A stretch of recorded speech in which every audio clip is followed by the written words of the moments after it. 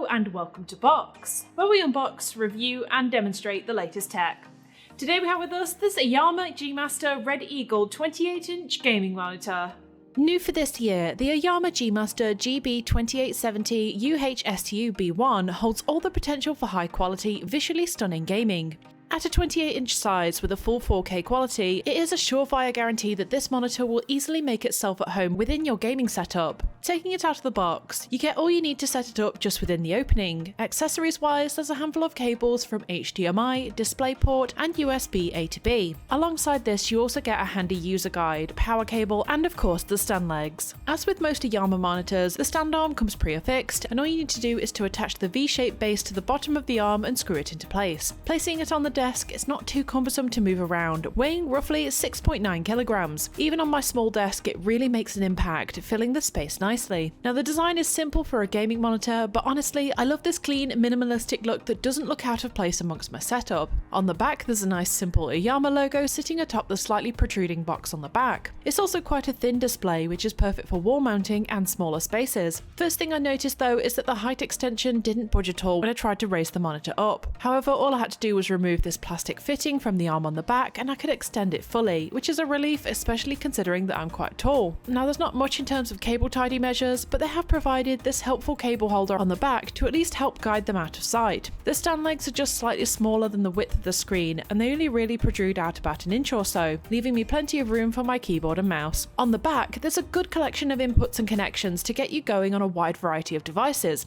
Now on the right, there's a full 2.1 HDMI, a DisplayPort, a headphone port, a USB-B port for enabling use of the onboard USBs, and finally 3 standard USB ports. What's brilliant to see is that both HDMI and DisplayPort connections support full 4K at 150Hz gameplay, making it a brilliant choice for both console and PC gamers alike. For this video, I will be using the DisplayPort connection throughout. Apart from the power input on the left and the touch controls on the front of the display, the design is practically smooth, making it pretty inconspicuous and looking very sleek and modern. Playing a few trailers, I can really enjoy the benefits of that beautifully thin bezel for practically edge-to-edge coverage. Controlling the display is easy, but it can be a little hit and miss. It's nice to have this range of touch controls on the front right here. On the plus side, it's quick for navigating menus, but once the lights are low, it can be a little awkward trying to find the right one by touch alone. Even though I do prefer having a joystick on the back for navigation, I do like this touch system over buttons. They're incredibly responsive and much less awkward than having to press fiddly little buttons repeatedly over time. Despite the size of the screen, I was pleased to see that I can rotate it into portrait mode, making it perfect for streamers or creators that make use of that second screen. The height adjustment extends an incredible 130mm while tilting 10 degrees up and 3 degrees down. I do love the height adjustment, as it's versatile enough to raise and lower it perfectly for my height. The tilt could have done with being a little more extensive, but overall I am happy with the extent that I can adjust it for my comfort. There's also a 178-degree viewing angle, so even though there is no ability to tilt it from side to side, I didn't lose any of the full picture if I sat at a slight angle. Getting into the specifications here, we have the top of the range 28-inch 4K 3840 by 2160 resolution fast IPS UHD display. It's the largest version they do, but it does also come in smaller sizes of 24 inches and 27 inches in HD resolution too. For gaming, you can enjoy up to 150Hz refresh rate alongside the 1 millisecond response time, making the overall gameplay incredibly smooth. It is a matte display, so glare does appear as a soft white glow as opposed to the harsh block of light, which is great for brighter rooms. In terms of colour and contrast, the picture is nearly flawless. Colours do stand out vivid and bright, while darker scenes are easily distinguishable in between the light and dark portions. Watching a few game trailers, I can honestly say that it does HD content pretty well, but the star content here is anything in 4K quality. Video content is stunning at this high resolution, and for a low-cost monitor, you will be genuinely blown away by how sharp and clear gameplay can be. Something this monitor can slightly suffer with is brightness. Now it states in the specifications that it reaches a max panel brightness of 400 nits. Honestly, I didn't find myself straining my eyes to see details when in a bright space, but some darker scenes could have done with a little extra clarity when in full darkness. It does have some brilliant features for combating this however, offering a black tuner for instance to help lighten shadows when looking for objects in dark games. For the energy conscious, there's also an eco mode containing 4 picture styles that reduce the brightness and colour slightly to prolong the display's lifetime. Now, with every new monitor, it's highly recommended to check out early on for any deformities and inconsistencies within the picture. I did run a few colour tests, and each colour did come out correct and true to the target shade, which was a relief seeing as it's right out of the box uncalibrated. There are no visible faults in terms of dead pixels either, and issues regarding IPS glow and light bleed seem non-existent, which is good to know. When it comes to sound, this monitor has been blessed with internal speakers. Now, there are two 2-watt speakers which are perfectly fine for listening to game sound and watching videos in the background. The quality isn't exactly groundbreaking. It's loud enough to hear from across the room, but even on max volume it's a little low with not a lot of bass and depth. But just having speakers inbuilt at all is a bonus for me, as it means I don't need more accessories on the side and I can still get decent audio just for picking up game sound right out of the box. To give you an idea on the sound output though, here's a small sound sample to better gauge the type of quality on offer here.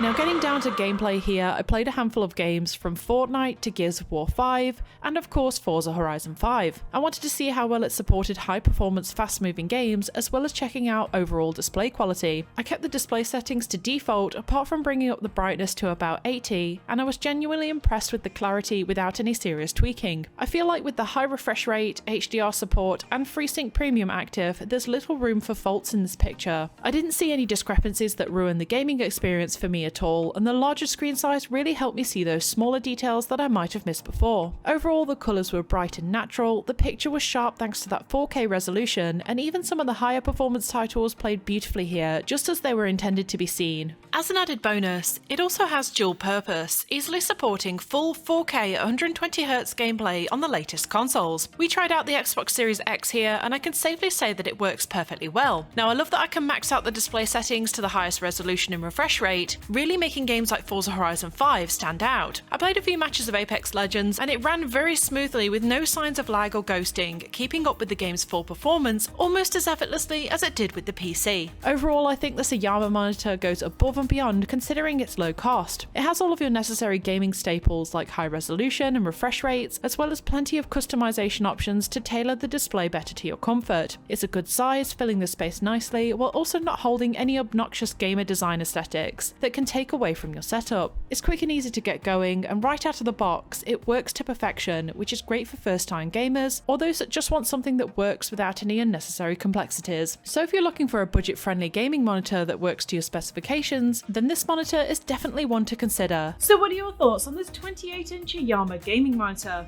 Let us know in the comments below, and if you like this video, don't forget to like and subscribe to Box, where we have plenty of hands-on reviews on the latest tech. And as always, thanks for watching.